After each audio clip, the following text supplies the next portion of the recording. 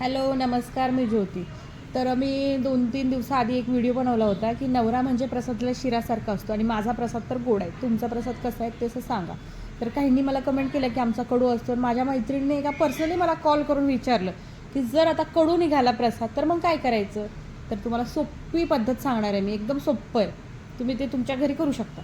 तर काय करायचं, आता गॅस तर खूप महागलेला आहे त्याच्यामुळं आणि शॉर्टेज आहे, गॅस तर नाही मिळणार आपल्याला. तर काय करायचं, गॅस नाही घ्यायचा, चूल घ्यायची, चूल मांडायची, चुलीवर पातेलं ठेवायचं मोठं, त्यात पाणी घालायचं, साखर घालायची, खूप सारी साखर घालायची, म्हणजे तुम्हाला ज्याप्रमाणे गोड हवं आहे त्याप्रमाणे, तुम्हाला जसं गोड आवडतं त्याप्रमाणे साखर घालायची आणि त्याला खूप असं छान उकळू द्यायचं, त्याचा छान पाक होऊ द्यायचं. आणि काय करायचं, पाक झाला की त्यात काय करायचं, नवऱ्याला घालायचं.